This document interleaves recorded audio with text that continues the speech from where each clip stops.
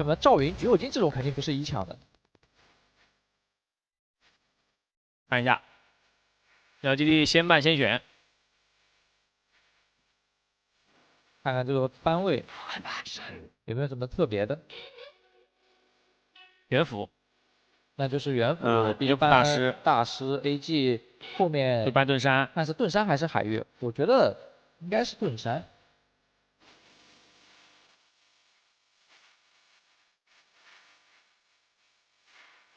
还在思考，先把大师搬掉。应该也在想，这大师我是放还是不放？元辅都搬了，大师还是要搬掉的。嗯。看这后一手，LGD 搬不搬苏烈？搬敖影。搬敖影的话，那就看 AG 了，海月还是盾山？盾山搬盾山放海月。外面 AG 是用过阿古果了5，然后先拿圆坦，先拿圆坦啊，很明显，这个圆坦不能放出去让 AG 抢，然后自己准备拿海月了。因为这个海月 AG 是抢不了的，因为自己用过了。是的，但 AG 是可以抢圆坦的。对，故乡就在。苏烈也给大帅上战力。戈亚是用过了。震惊长安这把没戈亚配的话，苏烈有可能会去搭个孙权或叱咤。拿裴擒虎，刚刚我们说了，裴擒虎跟橘右京双方都是在的。对，但因为 LGD 先用了圆坦没关系，AG 就直接拿了老虎打圆坦，这样圆坦确实是会比较笨重啊，在速率上是完全比不过裴擒虎的。对，就是因为 LGD 先出了打野的原因，所以在红色方能够做到打野位的 counter。然后 LGD 他是在对抗的位置拿了夏洛特，那他后面3个班位要搬掉一个司空震，搬掉一个芈月，这2个是肯定要搬的。后面再看他有什么别的需求，你得给夏洛特做个环境。如果啊，理性能出吧？理性搭老虎好像比较少。搭老虎的话，就他们阵容就变得有些131了那种感觉，以带线为主的一套阵容，但是又没有那种特别强的射手。看芈月先搬吧 ，AG 则是处理掉了百里守约。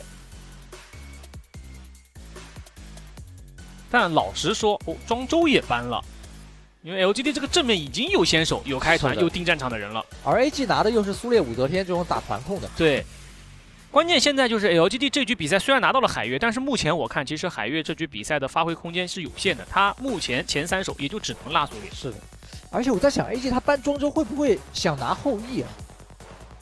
哦，再让后羿定个战场开个团，万一要是打到了海月，那九尾就遭殃了。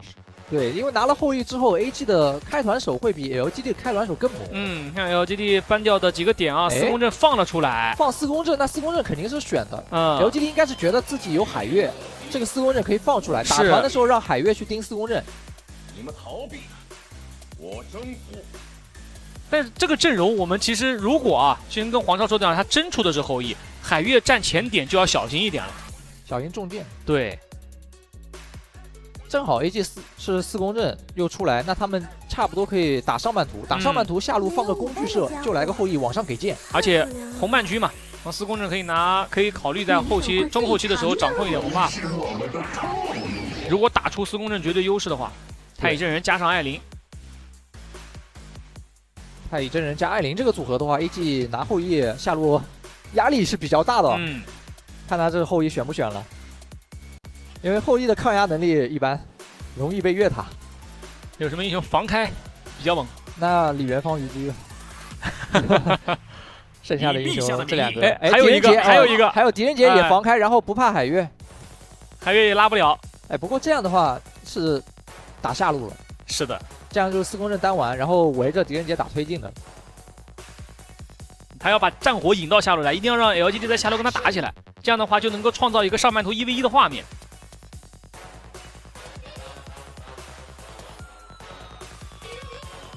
应该是看到那个艾琳和太乙，选个后羿压力太大。来个狄仁杰。今天这场 S 组的3场比赛，第1场，京东完成了让2追3。接下来目前的这一场 ，AG 完成了让2追2。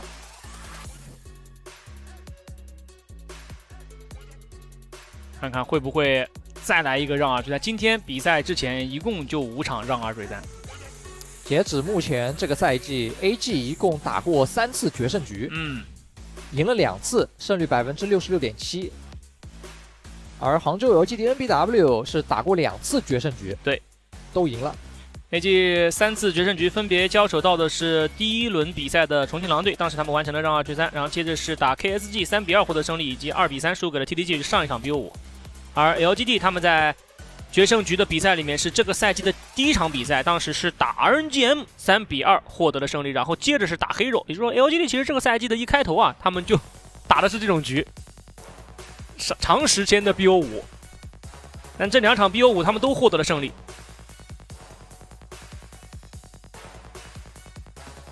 所以大家在这个决胜局的胜率都很高的情况下，这一场到底谁能够拿下来 ？LGD 如果这场比赛能够赢下来的话，他们将会以胜利之姿去进行 SA 的卡位赛，同时也将是时隔1219天后再次战胜成都 AG 上王会，并且断掉 AG 对自己的交手8连胜。这样的话还是非常鼓舞士气的。对，而 AG 如果这局比赛赢下来，他们最后也是以胜利结束第2阶段的比赛。来吧，进入到双方的决胜局。蓝色方杭州 LG DNBW， 红色方成都 AG 上王会。我是九瓶子，我是解如黄超。比赛开始，全军出击！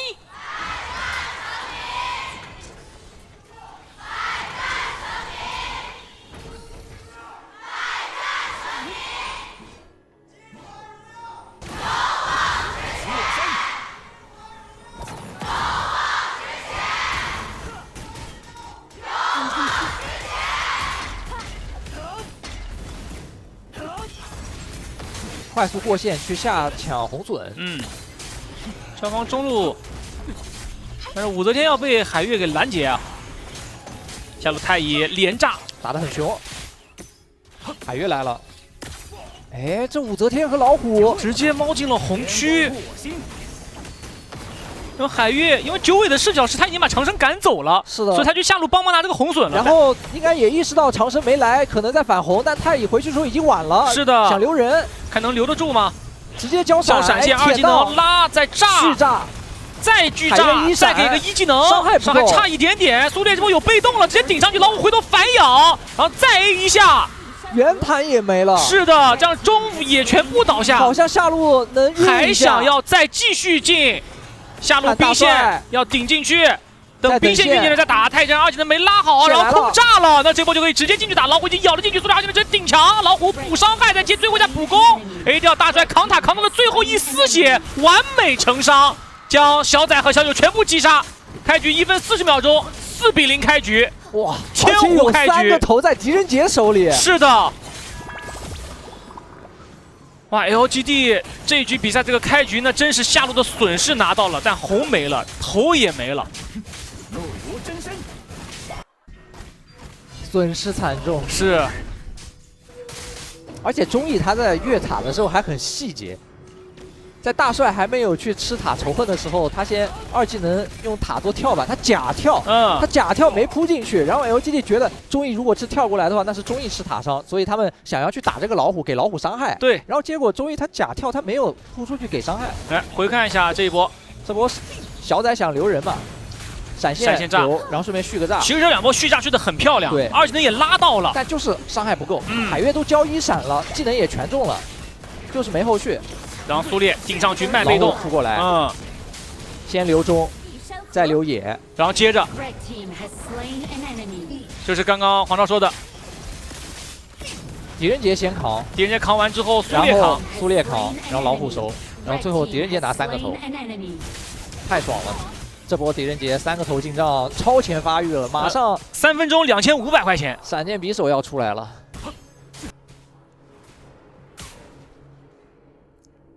艾琳1600的经济，狄仁杰都快2500了，已经2500了，哇！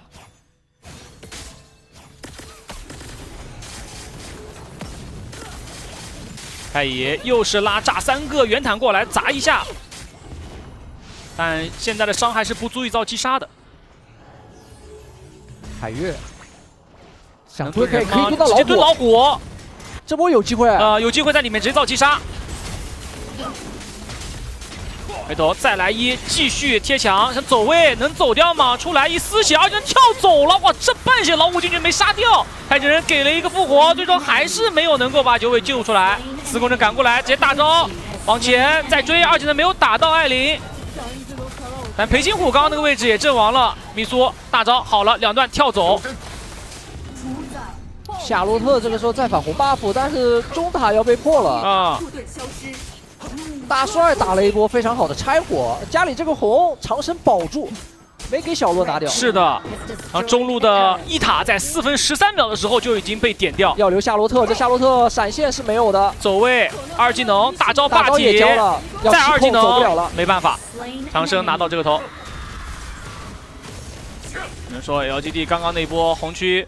虽然最后啊还是把中野杀掉了，不过损失惨重，又是一波损失惨重，是全在亏啊！本局比赛15人看好了 AG，5人看好了 LGD。Red team has destroyed a turret。艾琳是拿家里红了，来看这波，一个2/3血的裴金虎，这波其实拉的是不错的，主要是拉完之后在外面的对抗上软了一点。外面对抗太软了，让苏烈续着大招就进来守着空间拍出了得有人稍微拦一下，是吧？对，你说外面的对抗强硬一点，又有太乙又有圆坦的，那个时候好像司空震还没落位呢。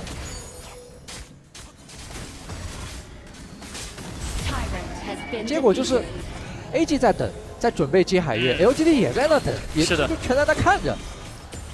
AG 等着你，海月在里面，如果杀不掉裴金虎出来，能把老虎救出来。LGD 估计想的是我有太乙真人复活有容错，下路又来了，元坦砸进去，这一波伤害直接够了，带走了武则天。这波米苏小仔开的好，一轮控制打完，然后要准备转进红区，继续找 AG 打对抗。这种时候是不能退让的。哎，这波九尾是有大，有闪现，小洛可以先上啊，先上去把对抗打起来。苏烈给一个拍完太乙真人拉砸进去，但是复活没给到，给晚了，小洛倒了，但看后续。九尾手里还是有大招的，还行。他选择直接挂22给控制，然后让队友拿到这个头。上路，狄仁杰要去反红，一定没问题的。大帅看着 LGD 3人组的视野，九尾要一技能试着抢一下，没视野，还是被一诺拿到了这个红。看一下经济排行，一诺和中艺。一诺全场最高，对小九经济追的还是蛮紧的，主要是前期下路那3个头太优了。是的 ，LGD 已经在堆经济给小九了，这时候打野的 buff 也让了，把蓝 buff 让给艾琳了。哦，太乙一手奔狼，想抓机会。正好小仔闪现也有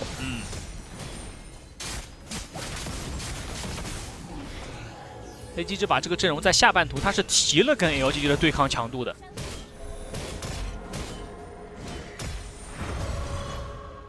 主要是在苏烈突然之间2级，然后有被动的那一波，刚好是他们这个阵容在游走位置这一个点上的强点，而且老虎还反了红出来。是。2级老虎带红加2级有被动的苏烈，不过现在经济稍微补上来了一点，可能会卡在 LGD 他这里做完2件套的时候去找机会打一波，是，比如说海月2件套，夏洛特2件套，这个时候就可以开，因为 AG 的装备是卡2件半，然后，哎，闪现躲太乙真人。想拉司空震，链子断了，第一时间先将闪现拉走。司空震开大招，元坦砸狄仁杰，但他只有一个人。拍一下2技能回顶，但顶墙自己要被打出被动，队友过来点3灯，老虎队伍大神直接跳走，换司空震进去再 A， 太乙真人一丝血退走，但海月这波大招还是拉到了，直接贴身给1技能，再来个1技能拉进去成功击杀掉了轩冉，但自己出来要被老虎一股咬死，人都被一诺拿下。1换1，红 buff 是米苏拿的。现在九尾的这个经济啊，在日暮之流和面具到手之后，5000多的经济，他现在拉司空震5500的司空震进去是有很大的概率击杀的。基本上司空震只要是2/3血都是能杀的。对， LGD 刚才就是卡2件套，夏洛特暗影战斧一做出来，然后海月痛苦面具一做出来，他们立马切个抵抗鞋，一个奔狼就冲过来。是的，就是要打的。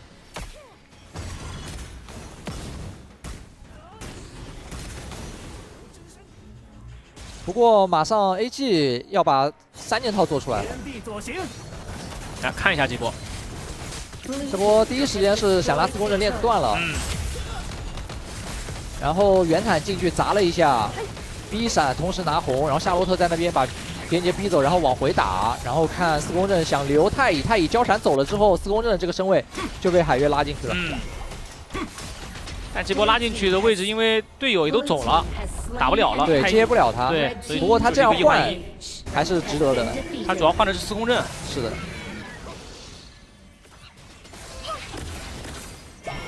艾琳有法传棒，艾琳3件套，狄仁杰破晓还差100块钱，中路线清完就有了。这个红 buff 也反了。怒如真身。哎，看到艾琳漏了。想挤视野的话有点危险，LGD 应该全都在红区这边保着艾琳。刚好10分钟，狄仁杰破晓出来，老虎主动出击找海月，让海月拉他。那这样被满血老虎追进去的话，要一直追着打，状态也很残，在里面直接单杀了。直接贴脸要硬吃，但是这波一诺也倒了。是的，狄仁杰被冲死之后，看4公阵会想去追击，所以一个大闪过来拍太乙真人，4公阵再跟上去，一个1技能再接个2技能控一下，再接一个EA，收掉了小九。然后回过头，夏洛特在这前面也要被集火掉。4公阵渲染拿到了双杀。一个带红4公阵，圆坦这位置看着也要被留啊！苏烈3段拍起来，而且能顶墙上，再挂个晕，然后圆坦回头再反顶，渲染在塔下硬点，老虎跳过来一口咬掉米苏，再点灯救一下大帅。大帅卖的好呀！中意这种8000经济的裴擒虎去咬一个6000经济的海月上去，硬吃他大招，然后进去，真没办法。是。果断，就逼着你交大招。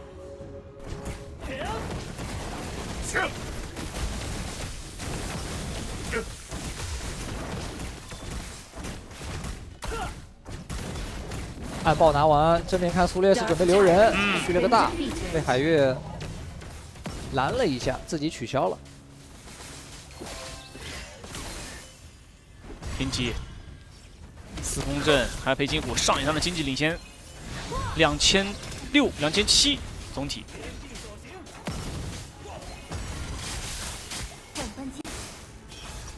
Red team has destroyed a turret. 加起来都3000多了。又是一个海月大招拉完，苏烈被拉走了，对，他以复活线被打出来，然后紧接着中路的高地塔推完以后，继续要守这个口子。但是我的人打球给早了一点点。这波拉进去苏烈的时候，苏烈已经有魔女斗篷了。他在上一波10分钟龙团的时候就已经把魔女斗篷做出来了，就是一诺的狄仁杰出破晓的那一波。看下这波老虎2人直接贴脸咬，是因为河道那里几个人的站位已经暴露出来了，所以在野区看到海月之后就知道他是一个人，就可以直接扑。而另外一侧河道位置 LGD 的人就冲过去，跟夏洛特形成一波夹击，先把狄仁杰给击杀掉。但是在后续团战里面，这个老虎和4公阵的收割能力确实打得 LGD 连连败退。就他俩经济太高了，这波团的时候，中意8000多，渲染中意快9000，渲染当时也是8000的经济。Overlord has been defeated.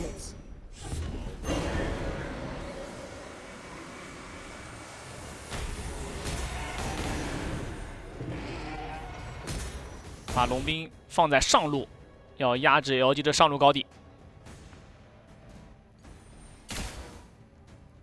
夏洛特差点钱要补出一个魔女，有了，这波线清完有，但是4公阵要黏着他，开大准备追，夏洛特过来接，没什么办法呀。要接的话，苏烈可就开了啊！苏烈这波要直接拍2个，老虎下路咬上去，他人赶紧给一个复活接一下。苏烈这边大帅2技能想回顶没顶到，但太乙真人位置吃到了狄仁杰的黄牌。刚刚那个复活啊是交给了夏洛特，所以导致自己没有了复活。又是一波控制控小九，小九开启大招扫一下，上路带着龙兵 AG 想要直接一波苏烈，这波拍到二技能顶上去，但没有人帮他点灯啊，这个二技能太深了。刘伟拿到这个头，夏洛特进去，气关键划一下，让长征的武能力带走，但自己也要倒在人群里。狄仁杰老虎跳上去，直接配合狄仁杰，一诺跟周毅两个人联手带走了艾琳之后，再继续把人压在泉水里。海月交出了这个大招，不过水晶爆炸，让我们恭喜成都 AG 超玩会让2追3。这场 BO5 的开头是非常有戏剧性的，但是最终的结尾还是以 AG 守卫了自己的主场结束。这样的话 ，S 组在第2轮的所有比赛就全部打完了，明天将会去揭晓最后 A 组的答案，还有最后一场还有 B 组的比赛 ，AB 组最终还要去定出我们 SA 卡位赛的对阵以及 AB 组卡位赛的对阵。这场 BO5 的比赛让两边的粉丝看的都非常的激动啊，全程都在打，是。都给大家看热了啊！已经是本赛季第7个让2追3了。今天一天就诞生了2个让2追3，这就是 S 组啊！你如果不能一鼓作气把你的对手击败，那你的对手就总有人能够站出来。那接下来的 S 组的比赛，现在的排名情况就是 S 组的第5是 KSG， 要去交手到的是明天要定阵的 A 组的第2名，而 LGD 要交手到的就是 A 组第1名。现场的采访也已经准备就绪，让我们把时间交给主持人。好的，欢迎来到赛后采访，我是小马。我们今天邀请到的是来自成都夜唱会的一诺选手和大帅选手，给观众朋友打个招呼吧。大家好，我是成都夜唱会一诺。大家好，我是成都夜唱会大帅。首先，非常恭喜锁定到了 S 组，同时也锁定到了年总的大师组，现在感想如何？没什么感想，就是已经沉浸在让2追3的喜悦当中了嘛。哎，同时我也知道这一次是本赛季的第7次让2追3，同时不得不提到我们 AG 的所有队员的韧性。那么就这个韧性而言，可以看到第3局在最后一波团战当中，你当时是找到了一个非常好的输出位置，并且当时伤害打得很高。当时什么局面可以跟我们聊聊吗？一诺？忘记了。还是记忆就是没人记住，但是当时真的可谓非常的精彩。我记得当时是直接是从侧面再抓一人过后配合队友直上高地。哎，大帅，我也想问你一个问题，就是在第4局的时候，在开局，当时你是在下路远端是吼到了3个人，并且配合队友是拿到2个人头，非常果断。当时的画面可以跟我们聊聊吗？就是对面看对面那个动作想清下线嘛，我就提前去蹲他们。好的。同时今天的其实打的也是非常精彩，并且当时也是拿下 MVP， 并且在决胜局的时候，哎，开局当时是就直接是拿到了对面的4个人头，开局天胡开局4比0，当时的画面又是怎么样的呢？你在问我吗？是的。就那波应该对面失误了吧，我那个夜丝血的被动就没有打出来，然后被我顶上墙的2个留住的。好的，那么同时今天也是2位的夏季赛的最后一场，那么即将也要去到新的赛场上去努力了。那么有没有想要对现场所支持你们的粉丝们朋友们说的呢？一诺先生。谢谢大家来看比赛，感谢。大帅。应该是年总见的大家。好的，也再次感谢一诺和大帅接受我采访，让我们把时间还到评论席。好，非常感谢2位选手非常真诚的分享，也希望他们在未来的时间，在不同的赛场，也依旧给我们带来很亮眼的表现。希望他们好好的调整状态，然后找回自信，在赛场上面胜利了就应该是喜悦的、开心的。对，一定要找到在赛场上面就比较舒心、比较快乐的状态。其实确实今天这场比赛非常戏剧性，我相信大家无论你是不是这2队的粉丝，或者你可能只是一个路人，你不得不承认这场比赛的每一小局都一定牵动着每一个人的情绪。是的 ，KPL 的第10年了，我们也真的几乎从来没有在一整天的比赛看到2个让2追3。对，整体的话，其实我们在等一下回来之后，还是有很多的时间可以和大家细细的去分析这局比赛的整体的走势。但是最终成都 AG 超运会还是顶住了压力，让2追3，再次恭喜他们，让我们把时间交给小马。好的，欢迎来到赛后采访，我是小马。我们现在邀请到的是杭州 LGD NBW 的米苏，请米苏给观众朋友打招呼吧。大家好，我是杭州 LGD NBW 米苏。说到今天比赛，不得不提到今天这场破纪录，也是打破了18年 EDGM 的纪录，这一场最快终结比赛纪录，当时是怎么想的？经理？就感觉很快啊，没什么特别的感觉。当时是提前在高地那波就想的是直接打余波吗？还是突然是谁提出这个建议呢？本来是反个红就走了，然后但是对面给机会了，然后就顺手一波。同时今天也是死磕猪八戒拿下了胜利，第一局4分钟3人包下就越塔拿下人头，紧接着5分钟又强行越塔，快速拿下胜利。当时你们局内是怎么情况呢？可以聊聊吗？就是听指挥嘛，听小仔的指挥。好的，那么其实今天的比赛可以看出你们的打法真的是可谓非常凶猛。在备赛期间，其实又做什么样的准备吗？主要是给自己调整一下心态吧。教练一直帮我，前面输的很多，其实很多都是我自己的问题，自己心态不太好。因为确实前些比赛是有失利的情况在的，没有打出想要的效果。但是其实可以看到今天的状态是有回暖的。那么接下来即将要面对的是我们的 SA 组的卡位赛也在即了。那么面对这样的比赛，会去提前做什么样的准备吗？就用我们前几把的状态打下去吧。那么这样的状态会继续延续下去吗？或者是说会在训练赛当中，或者你们会怎么样去提升一下呢？没什么特别的，就是大家一起凝聚力强一点就可以。好的，也再次感谢米苏接受我采访，让我们把时间还给到田德喜。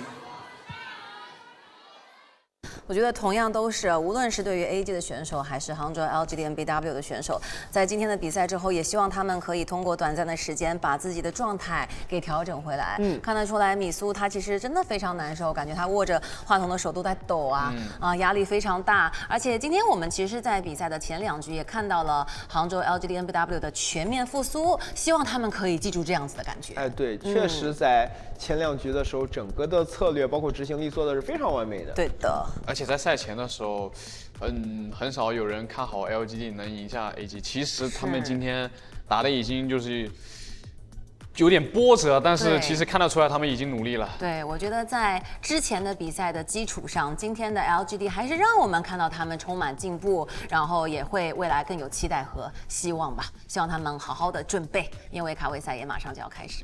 是吧？这把 BP 的时候，我特别怕 AG 抛个梦奇出来，因为梦奇有2件装的时候，身上打圆坦还可以，而且，有一个大招可以规避海月的啦。但是，也是因为这样的话，大家看到了，上1级你给到整个 AG 非常快的一个中野的一个速率，他们能做非常多事，就是通过1级的一个小巧思，配合大帅的一波操作，再上来就帮整个队伍拿到人头，而且一诺的那波塔下处理，他不用非要选一个射手一个人把队伍扛在肩上，而这把是非常少见的 AG 选择了一个多核阵容，每个位置都是核，这样就让整个队伍的容错率非常的高。就是今天其实一整局比赛在这个让2追3的过程里面，我们看到就是 AG 的调整和全面的复苏。对的，这就是我们需要在比赛当中所观察到的他们的变化。是本局的 IQ MVP 也是给到了大帅的苏烈，刚才的张飞这一局的苏烈。其实我真的觉得今天的比赛 AG 有一个非常有魅力的点在于，他们勇于去挑战一些低胜率的英雄，无论是守约，无论是下后蹲。但你可以看到今天在赛场上，一诺的守约非常精准，和大帅的整体配合，包括整体他们中野辅联动的复苏，这就是什么？就是越是恐惧越要战胜它。对吧？就是这个台词，所以也希望 AG 可以一直保持这样子的状态和勇气啊，给我们带来更多精彩的比赛。当然，今天大帅也有勇气，但是少次元的这个胜率还是没有打回来。下一次的话呢，就是真得下一次再见了。这个看来每个人都有每个人适合的这个路数对啊，大家大帅就适合这种挑战比较硬的辅助。都在完成自己的突破。对，你看这波 AG 的一个防御塔的换扛做的也非常的完美。对的，就是大家都是能 carry 的。是的。这样的话，实际上有这么多优秀的选手，就是大家也是互相给对方托底的一个存在。看到这样的复苏，其实也是挺欣慰的。确实在比较高额的压力之下，他们也在进行他们阵容的调整，他们框架的调整，包括自己状态的复苏。对，包括这波老虎对于整个局面的判断很精准，他是看到9尾没有做吸血，然后做了个面具，面具打这个成型的老虎一点用都没有，直接上去就是他知道拉住了这个海月是必死的。没错。然后正面虽然说这个就我们说了，这一诺前面打得非常好，哪怕这样的情况下掉点了，或者说死掉了，实际上也有更多队伍给他托底。我们来听一下语音。还没摸是吧？我留个城，我卖了。吹掉消透，拿到，控到了，可以来吃线。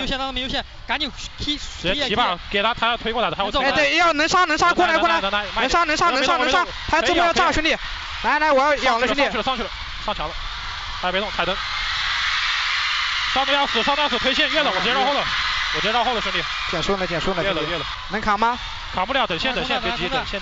哎，他没闪的，别让他舔呗。哎，你没闪，我再扛。我扛了。来，再吃一波，兄弟。哎，你把我直接扑他咋说？这个位置太深了。哎，我可以扑他，兄弟。你们看一下，来红妹。来，孙国正准备跟我过来打对面。能打，来。我要往前迈。单的，兄弟。你们先往上拉，往上拉，开大，往上拉。哎，看你们，可以打。看你，哎你没闪，杀艾琳。你去。无敌了。我想把洛特杀了，兄弟。我想杀洛特。可以看中路。杀洛特就杀洛特。可以杀。他们都接了，算了。可以杀，就杀他。可以杀。意思没。能看吗？你是开的吗？能杀。来。哎，有牌吗？推走了，过来。减速了。我死了。可以打。你们看着打吧。他海月爹没大。一波了。海月爹没大的。点打吧。点打一波了。